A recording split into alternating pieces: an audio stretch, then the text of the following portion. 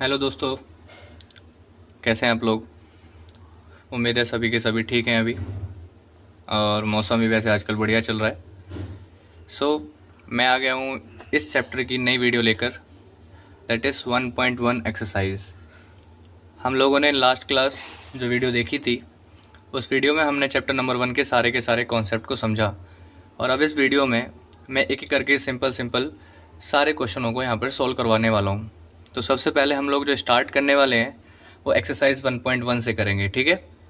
तो फिर से तैयार हो जाओ, सभी के सभी अपनी कॉपी पेन निकाल लो और मेरे साथ चलो कोड समझते हैं।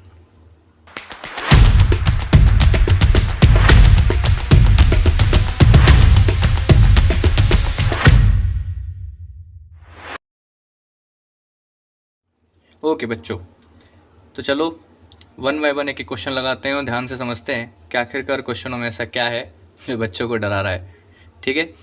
तो सबसे पहले आपके सामने, जैसा कि आप देख पा रहे होगे, क्वेश्चन नंबर फर्स्ट है।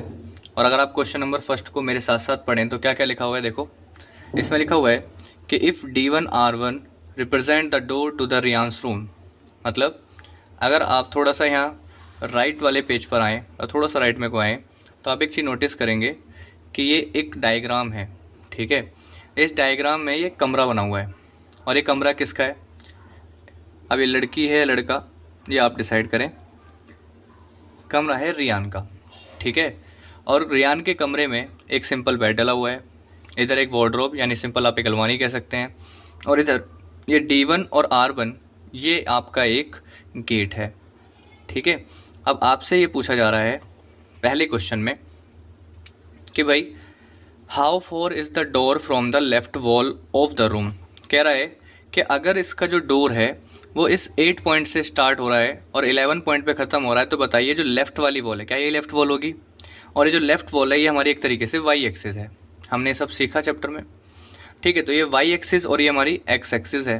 तो अगर आपसे मैं सिंपल पूछूँ कि भाई इस पॉइंट के कोऑर्डिनेट्स क्या बन जाएंगे, तो आप कह देंगे कि भैया एक्स की वैल्यू तो एक्स है, मतलब 8 है, और इधर से ये वैल्यू 0 हो जाती है। वहीं इस दूसरे पॉइंट के कोऑर्डिनेट्स क्या हो जाएंगे, तो आप कहेंगे भैया इधर से ये 11.5 है और y की वैल्यू 0 है, ठीक है। तो ये कोऑर्डिनेट्स आपको ध्यान रखने हैं, ठीक।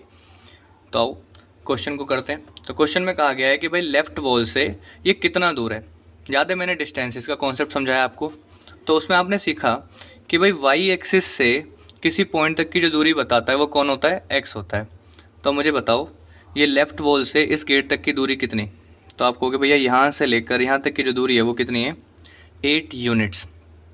अब यूनिट्स का हिसाब किताब देखो, अगर आप बुक में पढ़ेंगे तो आपको दिखेगा कि भाई 1 सेंटीमीटर को उन्होंने 1 फुट लिया हुआ है, तो ये 8 सेंटीमीटर मतलब कितना हो गया, 8 foot.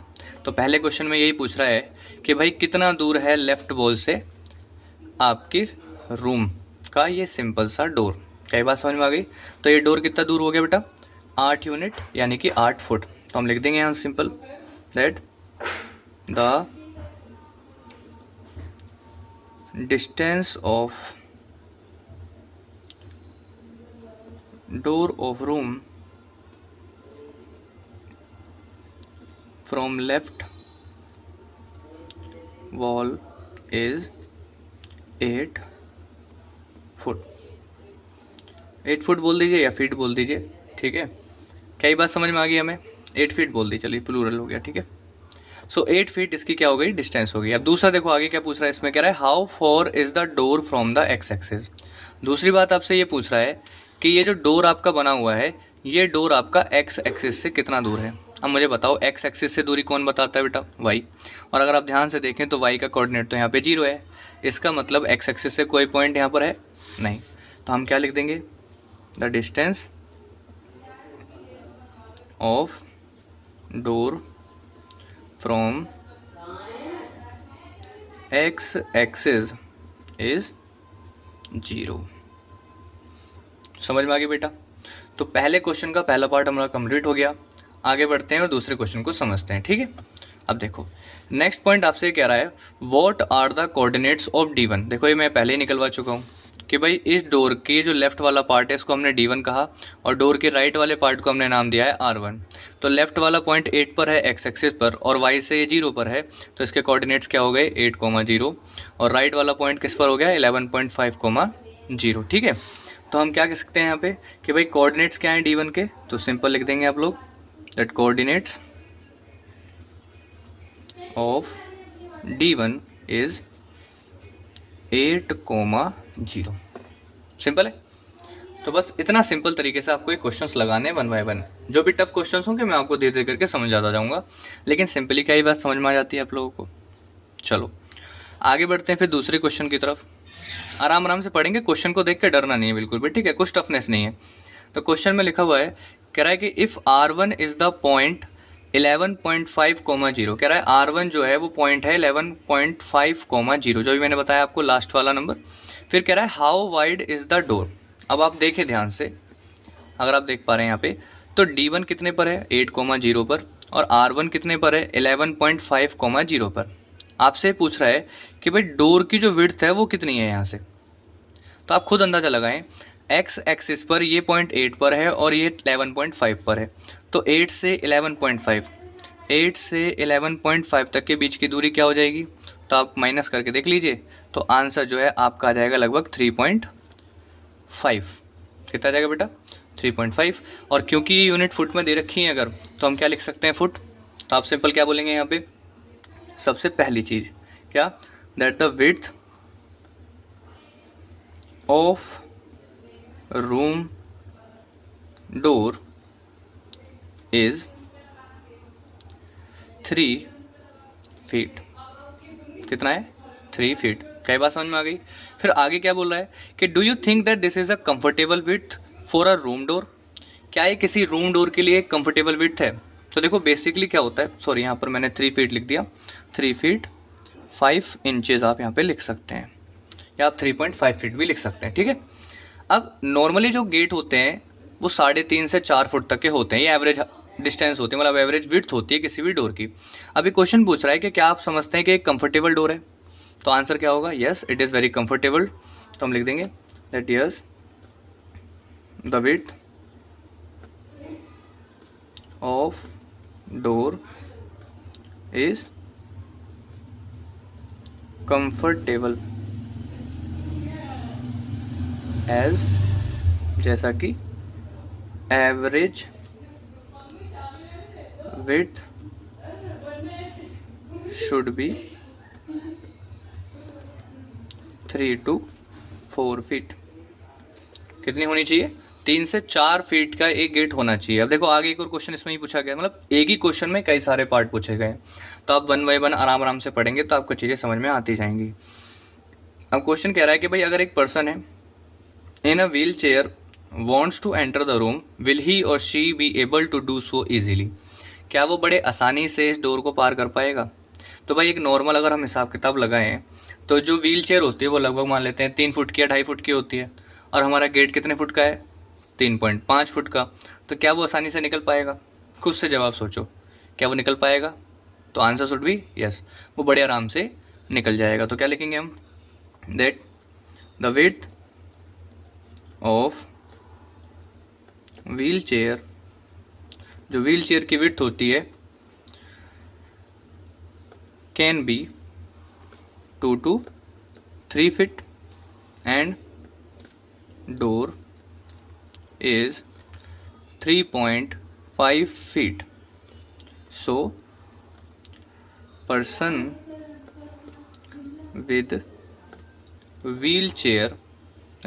with wheelchair can walk या can enter easily। समझ में आ गया। तो लैंग्वेज भी आपको समझते हुए चलनी है, सिंपल सी लैंग्वेज है और कुछ टफ नहीं है, आपको ध्यान से बस समझना है कि क्वेश्चन कहना क्या चाह रहा है, ठीक है। तो फिगर डायग्राम आपको ये चीज़ समझ में आ गई। तो अभी जो एक्सरसाइज का जो आपकी पहली और दूसरी एक्सरसाइज चलेगी वो मेनली इस रियान के रूम के ऊपर ही चलने वाली है। तो आप थोड़ा सा इसको स्टडी अच्छे से कर लेंगे, आप लोगों के पास में बुक्स भी होंगी, तो बुक्स में और अच्छे से आप इस डायग्राम को स्टडी कर सकते हो, ठीक है। तो ध्यान रखेंगे ये रियांस का रूम था जिसके बारे में हमने कुछ रिलेटेड क्वेश्चन पढ़े, ठीक है बच्चों। तो अब जो क्वेश्चन का नेक्स्ट पार्ट है वो है आपका पार्ट नंबर 4, और ये भी रियान के रूम के बारे में ही बात कर रहा है, ठीक है। क्वेश्चन में कहा गया है, कह रहा है कि अगर B1 जिसके कोऑर्डिनेट्स हो गए 0,1.5 और B2 जिसके कोऑर्डिनेट हो गए 0,4, अगर ये रिप्रेजेंट करता है the ends of the bathroom door, अगर ये बाथरूम के डोर के क्या हैं एंड्स हैं, so is the bathroom door narrower और wider than the room door. ठीक है, आओ चेक करते हैं। तो देखो क्वेश्चन में क्या कहा गया। तो देखो इसमें क्वेश्चन में कहा गया कि जो V1 है, ये V1 इसके कोऑर्डिनेट्स क्या हैं, आपके कोऑर्डिनेट्स हैं 0,1.5, ठीक है। और दूसरे जो पॉइंट है उसके कोऑर्डिनेट्स क्या हैं 0,4। और ये वाला देखो, मैं इसको थोड़ा हाईलाइट कर देता हूँ। ये चीज़, ये असल में क्या है, आपका बाथरूम के अंदर जाने के लिए डोर है, यानी इस साइड पर कहीं बाथरूम होगा, तो इसके अंदर जाने के लिए ये आपको कोऑर्डिनेट्स दे रखे हैं। तो ये आपकी चौड़ाई, अगर चौड़ाई की बात करें तो क्या ये वाई एक्सिस है, ठीक है। और अगर आप वाई एक्सिस पे ध्यान से देखें तो देखो वाई एक्सिस का नीचे वाला पॉइंट है 1.5 और ऊपर वाला है 4। तो अगर आप बेसिक दिमाग लगाएं तो 4 से 1.5 के बीच की दूरी कितनी होगी, तो 4 में से 1.5 माइनस कर दो तो आंसर कितना आ जाएगा 2.5। तो ठीक है बेटा, जो डोर की विड्थ है वो कितनी हो गई 2.5 हो गई। बस यही बात आपको सिंपल वे में लिख देनी है। तो हम क्या लिख देंगे भाई यहाँ पे, ओके, हम यहाँ पे क्या लिख देंगे, that the width of bathroom door is कितनी है भाई, बराबर लिख दें 4 minus 1.5 that is 2.5 feet and width of room was कितनी थी भाई, रूम की जो विड्थ थी उसके डोर की विड्थ थी 3.5 फीट। आप खुद ही अंदाजा लगाओ भाई 3.5 फीट ज़्यादा बड़ा होता है या 2.5 ज़्यादा बड़ा होता है। ऑब्वियस सी बात है 3.5। तो आपसे पूछ रहा है कि जो बाथरूम का डोर है वो नैरो है। नैरो का मतलब होता है भाई पतला या फिर छोटा, और वाइडर का मतलब हो गया चौड़ा। तो पूछ रहा है कि भाई ये ज़्यादा पतला यानी कि ज़्यादा कम विड्थ का है या ज़्यादा विड्थ का है। तो आपसे सिंपल वे में यही पूछ रहा है। तो बेटा क्वेश्चन में क्या पूछ रहा है कि भाई बाथरूम का जो डोर है वो नैरोअर है या वाइडर है। तो आप खुद देख पा रहे हो कि जो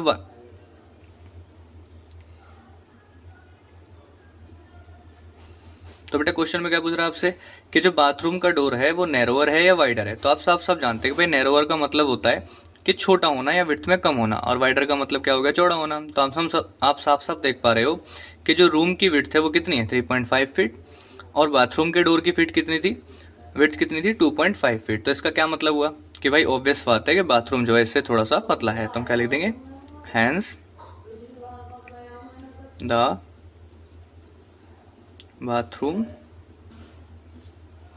डोर इज नैरोअर, नैरोअर मतलब पतला हो गया, किससे पतला, देन रूम डोर। ठीक है, तो इस क्वेश्चन के साथ में हमारी ये पहली एक्सरसाइज खत्म हो जाती है। इस क्वेश्चन में सिंपल 4 पार्ट्स है क्वेश्चन के, तो आप सिंपल इसको ध्यान से देखें, समझें और बस रिवाइज करें। ठीक है बच्चों, तो आगे बढ़ते हैं फिर एक्सरसाइज नंबर 1.2 पर। ओके बच्चों, अब एक्सरसाइज 1.2 देखते हैं।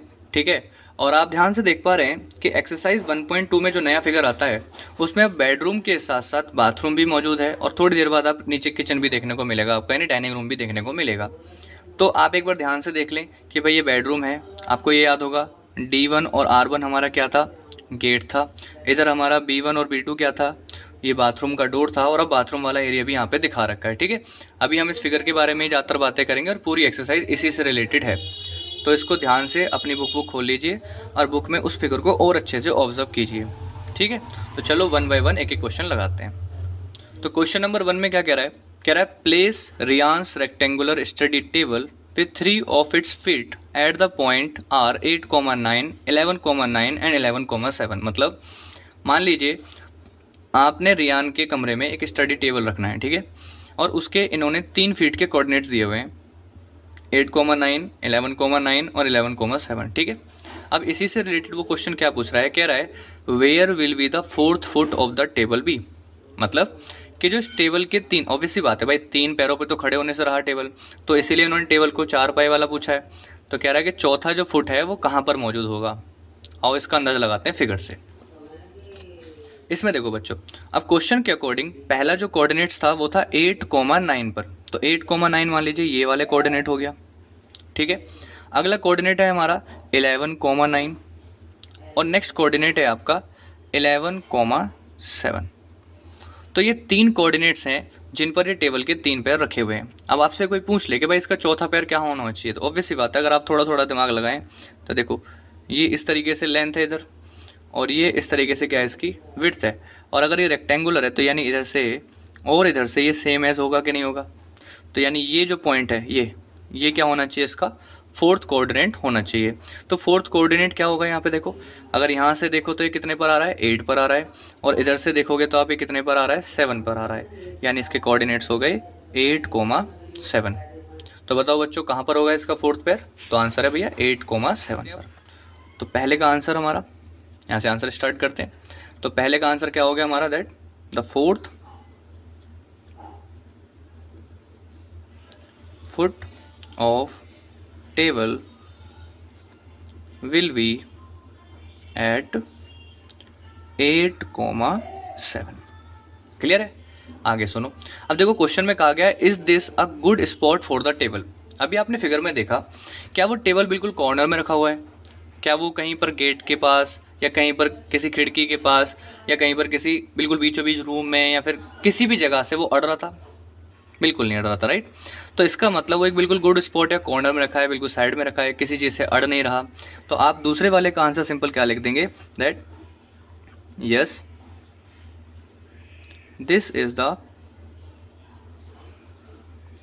Good spot for table. और इसका रीज़न क्या लिख देंगे, बिकॉज पहला रीज़न क्या होगा, that there is no obstacle in room, पहली चीज बाय टेबल। ऑब्स्टिकल का मतलब होता है बेटा परेशानी, मतलब कोई भी परेशानी महसूस नहीं हो रही है कमरे में, किसकी वजह से, टेबल की वजह से। दूसरा, इट प्लेस्ड इन कॉर्नर, और ये अच्छे से भाई कॉर्नर में रखा हुआ है तो और भी अच्छे स्पॉट पर ये बैठा हुआ है, राइट। तो ये दो क्वेश्चंस जो हैं, यानी दो पार्ट हो गए आपके क्लियर। अब आगे चलते हैं थर्ड पार्ट पे। तो क्वेश्चन में कह रहा है कि what is the width of the table and the length of the table, can you make out the height of the table. अब एक बात बताओ, अभी हमने पीछे एक सिंपल सा टेबल बनाया, ये हमारा थर्ड पार्ट यहाँ से स्टार्ट हो गया, ठीक है। क्या बनाया हम लोगों ने, टेबल बनाया। एक के कोऑर्डिनेट क्या थे, 11,9, दूसरे के कोऑर्डिनेट क्या थे, 11,7, ठीक है। इसके कोऑर्डिनेट थे 8,7 और इसके कोऑर्डिनेट्स थे 8,9। क्या ये बातें क्लियर हो गई। तो अगर आप सही से देख पा रहे हैं तो देखो एक्स एक्सिस की जो वैल्यू है, क्या यहाँ पर 8 से 11 तक गई हुई है। तो 8 से 11 जाने के लिए कितनी दूरी होगी बेटा, क्या ये 3 फीट हो गई। और अगर आप इधर देख पा रहे हैं तो क्या ये वाई एक्सिस की वजह हो गई। तो वाई एक्सिस में देखें तो 7 से 9 जा रहा है, यानी कि ये विड्थ कितनी होगी बेटा, 2 फीट हो गई। तो आपसे पूछ रहा है कि भाई लेंथ क्या है और विड्थ क्या है, तो आप सिंपल क्या बता देंगे, that the width of table is कितनी हो गई। तो विड्थ आप इसको बोल दें चाहे इसको बोल दें, तो हम इसको बोल देते हैं width of table is 2 feet, ठीक है। And the length of table is, तो टेबल की जो लेंथ है वो कितनी हो गई, 3 फीट। क्लियर होगी बात। अब एक बात और पूछिए उसने कि क्या आप इसको देखकर हाइट का अंदाजा लगा सकते हो। आप खुद बताएं, क्या आपको ये 2D फिगर नहीं दिख रहा, एक टॉप व्यू से दिया हुआ है, राइट।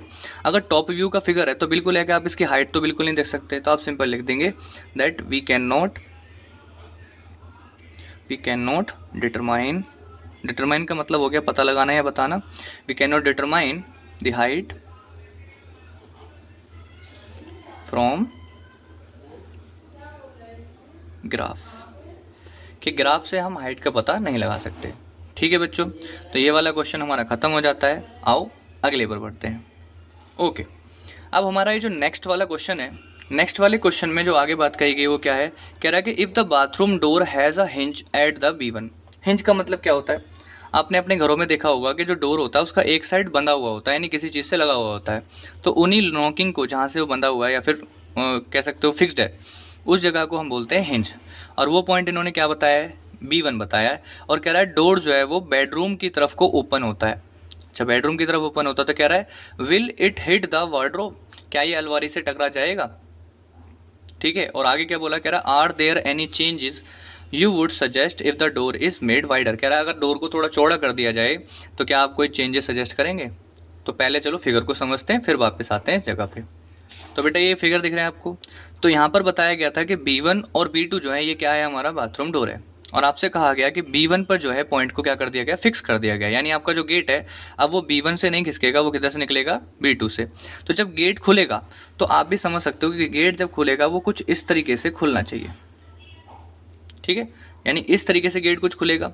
और गेट की जो ये विड्थ है ये कितनी थी, 2.5, तो यानी जब वो खुलेगा तो इधर भी जो विड्थ है वो भी कितनी हो जाएगी, लगभग 2.5 के करीब हो जाएगी, होगी, यानी वो यहाँ तक आएगा। देखो तो 2.5 के हिसाब से अगर आप देखें, खुद देखें आप लोग, क्या ये डोर इस वार्डरोब से टकरा रहा है, तो आप कहेंगे नहीं, थोड़ा सा गैप बच रहा है। तो पहले क्वेश्चन का तो आंसर मिल गया आपको कि क्या गेट खुलने के बाद वार्डरोब से टकराएगा, तो आंसर है नहीं। दूसरी चीज़, उसने कहा कि अगर ये डोर को चौड़ा बना दें, यानी कि और थोड़ा चौड़ा कर लें, जैसे मान लीजिए 2.5 कर दें या 3 फुट का कर दें, तो क्या हमें कुछ चेंजेस करने पड़ेंगे, तो आंसर है हाँ, 2 चेंजेस हम कर सकते हैं। पहला चेंज क्या होगा कि भाई एक तो हम बाथरूम के अंदर खोल सकते हैं गेट, ठीक है, और दूसरा चेंज क्या हो सकता है कि हम थोड़ा सा वार्डरोब को या तो राइट साइड खिसका लें या फिर कहीं वार्डरोब को शिफ्ट कर दें, तभी हम इसको थोड़ा वाइडर बना सकते हैं, अदरवाइज ये इससे टकरा जाएगा, ठीक है। तो हमने क्या सीखा भाई इसके आंसर में, सिंपली तो सबसे पहले क्वेश्चन का आंसर क्या है कि क्या ये हिट करेगा भाई डोर को या अलमारी को, तो आंसर हम लिख देंगे दैट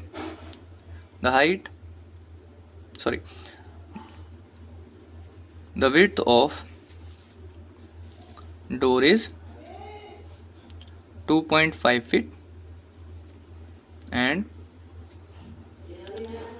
distance of wardrobe, जो अलमारी है उसकी डिस्टेंस फ्रॉम लेफ्ट वॉल से जो डिस्टेंस है इज 3 फीट, कितनी है, 3 फीट है। देयरफॉर इसीलिए door will not hit wardrobe. देखो अगर आपको लैंग्वेज बड़ी लग रही हो तो आप सिंपल सिर्फ इतना भी लिख सकते हैं कि भाई वो टकराएगा नहीं, पर अगर आप अच्छे से समझाना चाहते हैं क्वेश्चन को, आंसर को अच्छे से लिखना चाहते हैं, तो ये लैंग्वेज आपको लिखनी पड़ेगी। तो क्वेश्चन में क्या बताया हमने कि भाई जो विड्थ है डोर की वो 2.5 फीट है और जो वार्डरोब की डिस्टेंस है लेफ्ट वॉल से वो कितनी है, 3 फीट है। तो जब डोर खुलेगा तो वो उसको नहीं टकराएगा, पहली बात तो ये दैट। दूसरी चीज, if we make wider door, अगर हम डोर को थोड़ा सा चौड़ा दें, देन सजेशन वुड बी, तो जो हमारे सजेशंस होंगे वो क्या होंगे, तो हम भाई पहला सजेशन क्या होगा कि भाई door should be open inward the bathroom की तरफ खुलना चाहिए भाई डोर। और सेकंड सजेशन क्या हो सकता है, that we can shift wardrobe, और दूसरा हम क्या कर सकते हैं, वार्डरोब को थोड़ा सा शिफ्ट कर सकते हैं, अदरवाइज सेम रखने के लिए आपको ये चीज़ें ऐसी कैसी चलानी पड़ेगी। तो क्या ये बात क्लियर हो गई हमें। तो विड्थ ऑफ डोर कितनी हो गई, 2.5 फुट हो गई, हमारा वार्डरोब 3 फुट था और हमारी लेफ्ट वॉल से दूर था, इसलिए वो हिट नहीं किया, और हमें जो जो चेंजेस है वो हमने बता दिए। तो ये हो गया हमारा क्वेश्चन नंबर 2। चलो बढ़ते हैं क्वेश्चन नंबर 3 की तरफ। अब क्वेश्चन नंबर 3 को आप ध्यान से देखें। तो क्वेश्चन नंबर 3 में कहा है कि भाई रियांश के बाथरूम को आप देखें ध्यान से, और कह रहा है what are the coordinates of the 4 corners OFRP। Simple question है, कह रहा है कि OFRP जो है बाथरूम के कुछ कोऑर्डिनेट्स हैं, आपको उनके बस कोऑर्डिनेट्स को समझा देना है, यानी कॉर्नर्स है सिंपली। तो अगर आप देखें ध्यान से, इसी फिगर में देखें तो ये हमारा R, ये हमारा F, ये हमारा O और ये हमारा P हो गया। हमें इसके सिर्फ क्या बताने हैं, कोऑर्डिनेट्स बताने हैं। आपको यहाँ Y एक्सिस दिख पा रही है और इधर की तरफ क्या है, हमारी X एक्सिस है, तो बस आप इसके कोऑर्डिनेट्स बता सकते हैं। तो आप अगर वो देखें कि भाई O जो है, O के कोऑर्डिनेट क्या हो जाएंगे, 0,0, हमने लास्ट क्लास में पढ़ा। P के कोऑर्डिनेट्स आप देखें तो क्या ये X एक्सिस पर बैठा पॉइंट है। अच्छा, अगर ये बात आपको ध्यान रखनी है कि कभी भी कोई पॉइंट अगर X एक्सिस पर बैठा है तो उसके पॉइंट में सिर्फ x की वैल्यू आती है और y की वैल्यू क्या होती है, 0। और अगर कोई पॉइंट y एक्सिस पर बैठा है तो उसके कोऑर्डिनेट्स में सिर्फ y की वैल्यू आएगी, x की वैल्यू क्या हो जाएगी, 0। तो मैं साफ साफ देख पा रहा हूँ यहाँ पर, तो हम लिख देंगे दैट बाई कोऑर्डिनेट्स ऑफ 0, क्या कह दो, कोऑर्डिनेट्स ऑफ 0 इज कितना, आप कह दोगे 0, 0, फिर उसके बाद ऑफ f इज़, अब f के देख लो जल्दी से, तो क्या f यहाँ पर है और यहाँ पर ये y से कितने पर है, 9 पर, तो आप कह दोगे इसके कोऑर्डिनेट्स क्या हो गए, 0,9। उसके बाद में P पॉइंट आपको देख पा रहे हो, तो P पॉइंट जो है -6 पर है एक्स एक्सिस से, तो इसके कोऑर्डिनेट्स क्या हो जाएंगे, हम बोलेंगे 4p इज़, कितने कोऑर्डिनेट्स हो गए भाई उसके, -6,0। अब हमारा लास्ट पॉइंट क्या बचा है भाई, r। अगर आप r को देखें तो r इधर से 9 पर है और इधर नीचे से कितने पर है, -6, और हमें पता है कि पहले x की वैल्यू लिखी जाती है -6 और फिर लिखी जाती है y की वैल्यू दैट इज़ 9, तो हम लिख देंगे and r is at, r कितने पर है, -6,9। ठीक है, तो सिंपली ये सबके कोऑर्डिनेट्स हो गए और आप इनको बड़े अच्छे से लिख सकते हैं। सिंपल सा क्वेश्चन था। नेक्स्ट क्वेश्चन पे चलते हैं बेटा। तो नेक्स्ट पार्ट क्या है इसका, कह रहा है what is the shape of the showering area. कह रहा है शावरिंग एरिया जो है उसका शेप क्या है, जो कि बना हुआ है SHWR से। कह रहा है रियान के बाथरूम में शावर है जिसका शेप आपको बताना है। तो क्या आप लेफ्ट साइड पर ये फिगर देख पा रहे हो, ये आपको दिख रहा है SHWR, ये शावर है। आप इसको देखें तो कह रहा है, पूछ रहा है कि भाई इसका फिगर जो है वो क्या होगा, ये फिगर क्या है। और अगला पार्ट क्या पूछा है, कह रहा है कि right the coordinates of the 4 corners. कि अगर किसी फिगर में इस तरीके की शेप आपको देखने को मिलती है, इस तरीके की मिले या इस तरीके की मिले, अगर इन दोनों में से किसी भी तरीके की शेप आपको मिलती है तो ये जो दोनों शेप है इनको हम क्या कहते हैं, ट्रेपेजियम कहते हैं। तो ध्यान से देखें तो क्या ये शावर भी कुछ इसी शेप का है, तो हम क्या बोल देंगे यहाँ पे, that the shape of bathroom is trapezium. और अब आपसे कोऑर्डिनेट्स भी पूछे गए हैं उसके, तो कोऑर्डिनेट्स अगर हम देखें ध्यान से तो शेप में देखते हैं ध्यान से। h वाले को आप देखें तो h यहाँ से कितने पर है, 6 पर है, और h इधर नीचे की साइड कितने पर है, -3 पर। तो इसके कोऑर्डिनेट यहाँ पे क्या बन जाते हैं बेटा, -3,6। w देखें तो w के कोऑर्डिनेट्स क्या बन रहे हैं, तो इसके कोऑर्डिनेट्स है -2,9। r के कोऑर्डिनेट्स हम पहले निकाल चुके हैं, और s के कोऑर्डिनेट्स आप देखें तो इधर से ये 6 पर और इधर से -6 पर है, तो इसके कोऑर्डिनेट्स हो जाएंगे -6,6। बस इन्हीं कोऑर्डिनेट को लिख देंगे, तो हम बोलेंगे द कोऑर्डिनेट्स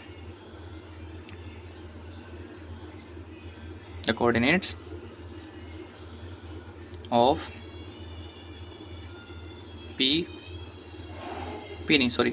r इज कितना है, -6,9, दूसरा कौन सा पॉइंट था, w के कोऑर्डिनेट्स क्या थे, -2,9, फिर उसके बाद h के कोऑर्डिनेट्स क्या थे, -3,6, एंड s के कोऑर्डिनेट्स क्या हैं, -6,6। ठीक है, ये सारे हमारे यहाँ पे कोऑर्डिनेट्स कंप्लीट हो जाते हैं। ठीक है, तो आप सिंपल ये भी लिख सकते हैं coordinates of all points RWHSR। आप उसके बाद लिख सकते हैं सारे कोऑर्डिनेट्स को लाइन बाय लाइन। ठीक है, तो हमारा ये सेकंड पार्ट भी इसका कंप्लीट हो गया। आगे बढ़ते हैं थर्ड पार्ट की तरफ। तो थर्ड पार्ट क्या कह रहा है कि भाई mark of a 3 feet and 2 feet space for wash basin and 2 feet 3 feet space for a toilet and right the coordinate for these spaces. Again इसमें हमें क्या मार्क करना है, यानी मैप पर हमें बनाना पड़ेगा एक तरीके से। तो अगर हमारा ये फिगर है और इस फिगर में आपको ये दिख रहा होगा टॉयलेट है और ये हमारा क्या है, वॉश बेसिन है। तो कह रहा है वॉश बेसिन के लिए 3 फुट और 2 फुट, यानी 3 फुट लंबाई और 2 फुट चौड़ाई। देखो हमेशा शुरुआत में जो दिया जाता है उसे हम क्या बोलते हैं, लेंथ, और बाद में जो दिया जाता है उसे हम क्या बोलते हैं, विड्थ बोलते हैं। तुम्हारी लेंथ कितनी हो गई, 3 फीट, और 2 फीट हमारी क्या हो गई, चौड़ाई। अब आपकी चॉइस है कि आप लेंथ और विड्थ किधर से मान रहे हो। तो देखो मैंने क्या किया भाई, 6 से लेकर -4 तक तो मैंने इसकी 2 फीट की मान ली विड्थ, और इस तरीके से मैंने इसकी क्या मानी है, लेंथ। तो अगर आप ध्यान से देखें तो एक इस तरीके का ये रेक्टेंगुलर शेप बन जाता है, किसके लिए, इस वॉश बेसिन के लिए। और वॉश बेसिन की इधर से चौड़ाई कितनी हो गई, 2, और इधर से चौड़ाई कितनी हो गई, 3। ठीक है, तो अगर आपसे कोई पूछे तो यहाँ आंसर लिख देंगे हम लोग। पहले आप शेड कर सकते हैं खुद से, है ना, अलग अलग पेन से शेड कर सकते हैं आप। तो यहाँ लिख देंगे the coordinates for 3 foot, 2 feet wash basin are. अब क्या क्या कोऑर्डिनेट्स होने चाहिए ये सुनो। तो इसके कोऑर्डिनेट्स हम सिंपल कुछ नाम देते हैं हम इनको, जैसे तो लाइक इसको नाम देते थे हम, इसका नाम P था, तो इसका नाम हम क्या देते हैं, इसका नाम हम देखो कहीं पर कोई नाम ना दिया हो, तो लेट्स से इसका नाम हम देते हैं Z, ठीक है, Z1, Z2 और Z3। तो आप इस तरीके से कोऑर्डिनेट्स के नाम देते हैं। तो कोऑर्डिनेट्स क्या क्या हो गए बेटा हमारे, पहला P के कोऑर्डिनेट्स, तो अगर आप P के कोऑर्डिनेट देखें तो -6 पर है और x एक्सिस पर है, और P के कोऑर्डिनेट कितने हो गए हमारे, -6,0।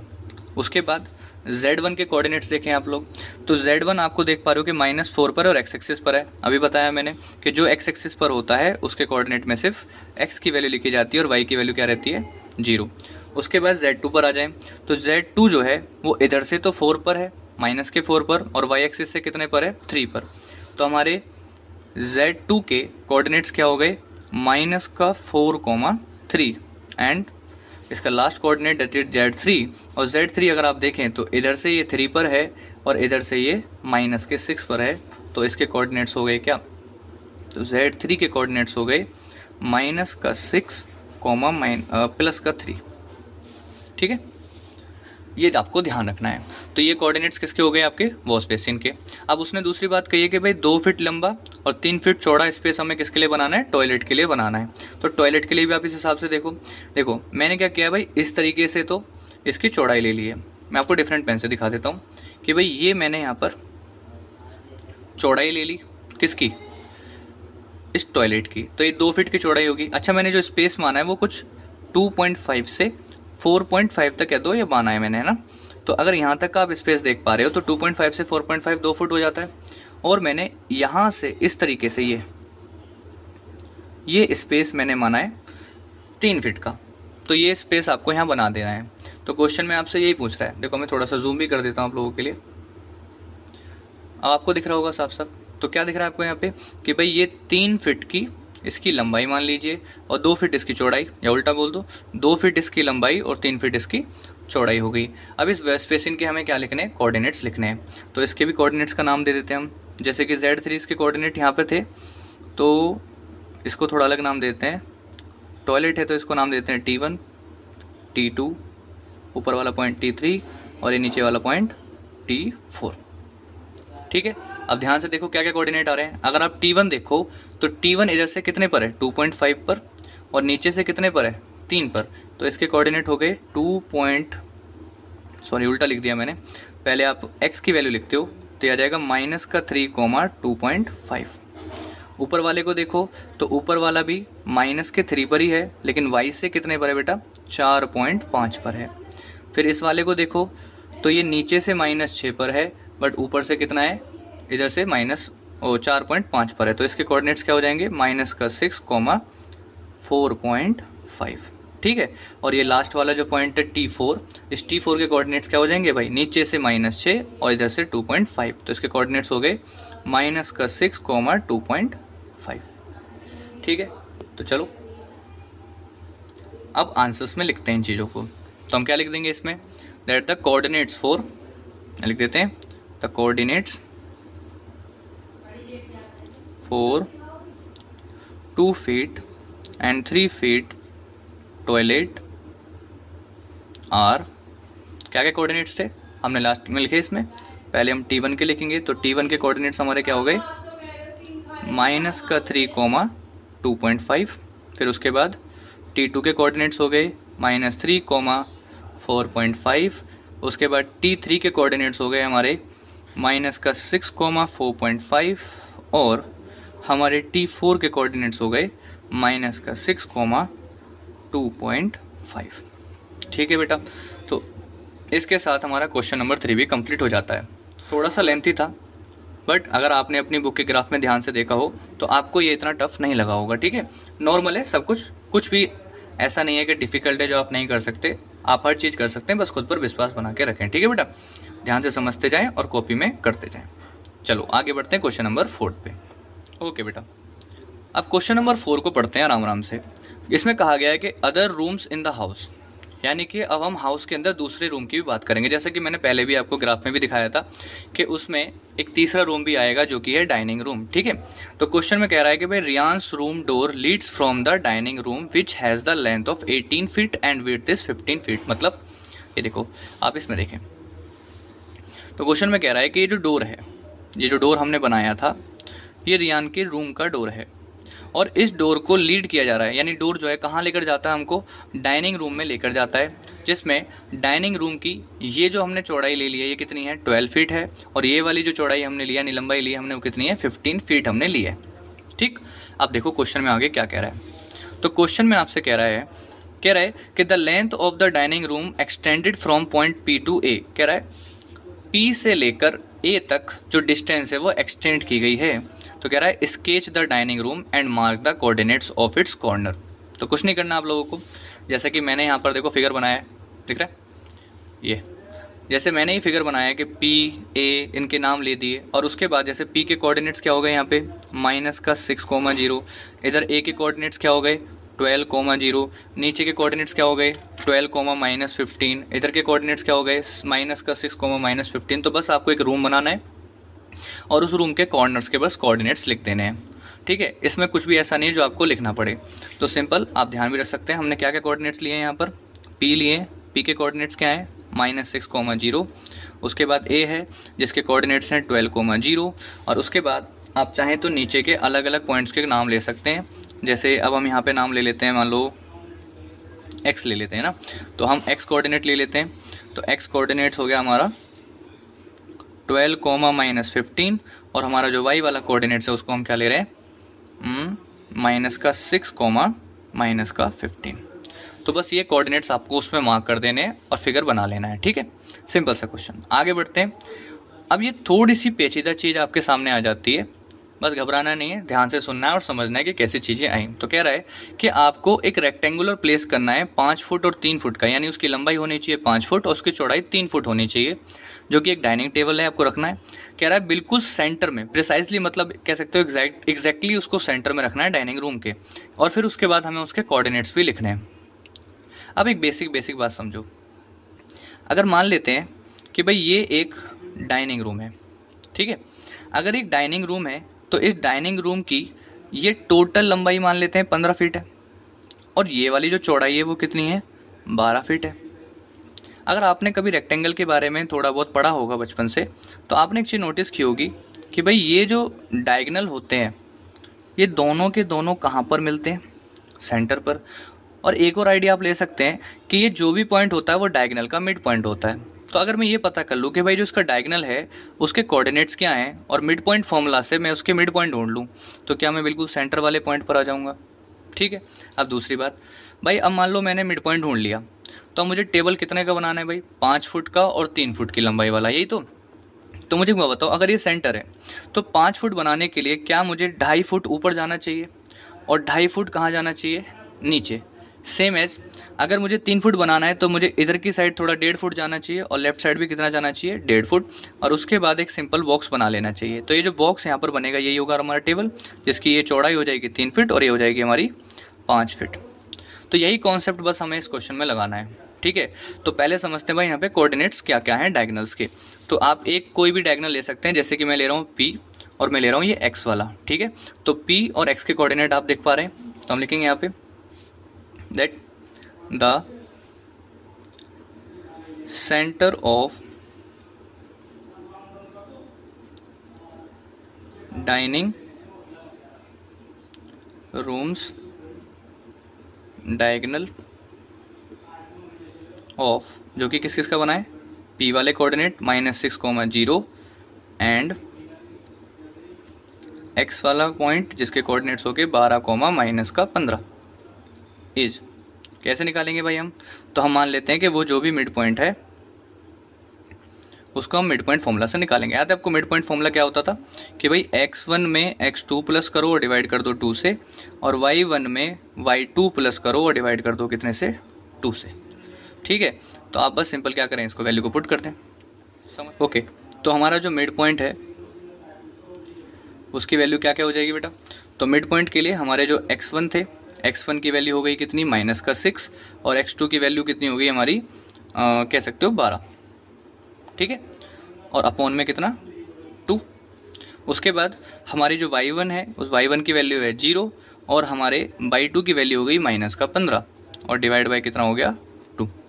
ठीक है। अगर बच्चे कंफ्यूज होंगे भैया ये माइनस कैसा आया, क्वेश्चन में तो आपने प्लस लिखा था, तो बेटा बिल्कुल बेसिक रूल, प्लस माइनस क्या होते हैं, माइनस होते हैं। ठीक है, तो आप यहाँ सिंपल माइनस पुट कर देंगे। आप सिंपल कुछ नहीं, इसे सॉल्व करना है। तो 12 में से 6 गए, कितने बचे, 6/2, और इधर हो गया माइनस का 15/2। तो ये बन गया आपका 3 माइनस का 7.5। तो हमें एक पॉइंट ढूंढना है जो कि कहाँ पर होगा, 3 माइनस 7.5 पर, और वहीं से हमें टेबल मिलेगा। तो मैं आपके लिए पहले से बना चुका हूँ इसे। तो देखो, जब आप इसको प्लॉट करेंगे तो ये वाला जो पॉइंट है, ये पॉइंट होगा आपका 3,7.5, वो भी माइनस का। तो ये आपका क्या हो गया बेटा, सेंटर हो गया इस टेबल का। अब मैंने अभी जैसे बताया कि क्या करना है हमें, अगर मुझे 5 फुट की लंबाई ऐसे चाहिए और 3 फुट की ऐसे चौड़ाई चाहिए, आप कैसे बना सकते हैं, मैंने 5 फुट इसलिए लिया क्योंकि इधर 15 है, और ऐसे करके कितनी है चौड़ाई, 12। तो इधर से मैं 3 लेने वाला हूँ, इधर से मैं 5 लेने वाला हूँ। अब क्योंकि मैं बीच में हूँ, तो 5 बनाने के लिए 2.5 उधर चलूँगा, 2.5 नीचे चलूँगा। तो जैसे ही मैं 2.5 कदम ऊपर चलता हूँ, 2.5 कदम नीचे चलता हूँ, तो मुझे एक लाइन ये मिलेगी और एक लाइन ये मिलेगी। और ऐसे ही 3 कदम बनाने के लिए मुझे इधर से भी 1.5 चलना पड़ेगा और इधर भी 1.5 चलना पड़ेगा, यानी 1.5 दोनों साइड चलना पड़ेगा, तभी तो मिलाकर 3 बनेगा। ऐसे 2.5 कितना हो जाएगा, 5। और जब आप इसको जोड़ेंगे, जो बीच में आपको क्रॉस दिख रहा है, जब आप इसे जोड़ेंगे तो आपको ऐसा एक रेक्टेंगुलर बॉक्स मिल जाएगा। तो अब इन 4 पॉइंट के जो कोऑर्डिनेट्स है बेटा, वो क्या क्या हो जाएंगे, तो ये कोऑर्डिनेट्स हो जाएंगे आपका 4.5, और वाई से आप कितने पर है, माइनस के 5 पर। नीचे वाली की वैल्यू क्या हो जाएगी, 4.5 माइनस के 10 पर। ऐसे इधर इस वाले की पॉइंट की क्या हो जाएंगी वैल्यू, 1.5 माइनस का 10, और इस वाले के कोऑर्डिनेट्स क्या हो जाएंगे, 1.5 माइनस का 5। ठीक है, तो आ जाओ, अब इसी चीज़ को आप अपने आंसर में लिख देंगे। तो आपका जो सेकंड पार्ट होगा उसमें हम क्या लिख देंगे, the coordinates of table of 5 feet 3 feet are. तो क्या क्या कोऑर्डिनेट्स होंगे, तो मान लेते हैं इन कोऑर्डिनेट्स को हमने नाम दे दिया, कुछ भी नाम दे दो आप, लाइक डाइनिंग टेबल है तो डाइनिंग टेबल के नाम से डी तो ऑलरेडी दे रखे हैं इन्होंने। तो आप एक काम करें, इनको C1 C2 नाम दे देता हूँ। मान लेते हैं पहले का नाम क्या हो गया, C1। तो C1 के कोऑर्डिनेट्स हमारे क्या हो जाएंगे बेटा, 1.5 -5। फिर ऐसे ही C2 हो गया, C2 के कोऑर्डिनेट्स क्या हो जाएंगे बेटा, ये हो जाएंगे आपके 4.5 -5। ऐसे ही फिर C3 हो गया, उसके कोऑर्डिनेट्स क्या हो जाएंगे आपके 4.5 माइनस का 10। एंड आखिरी कोऑर्डिनेट हो गया हमारा C4, जिसकी वैल्यू हो गई 1.5 माइनस का 10। ठीक है, अगर आप फिगर इसमें देखें तो ये आपका क्या हो गया, C1, ये हो गया C2, ये हो गया C3, और ये आखिरी वाला हो गया C4। तो इस तरीके से आपके इसके कोऑर्डिनेट्स लिख जाते हैं। ठीक है बच्चों, तो इसी के साथ में हमारी एक्सरसाइज फर्स्ट और सेकंड कंप्लीट हो जाती है। अब नेक्स्ट वीडियो में हम लोग एंड एक्सरसाइज को ख़त्म करेंगे। तब तक के लिए बने रहें इन चीज़ों पर, खुद से तैयारी करते रहें, और जो चीज़ समझ में ना आए दोबारा वीडियो में देखें। थैंक यू सो मच बच्चों, मिलते हैं फिर।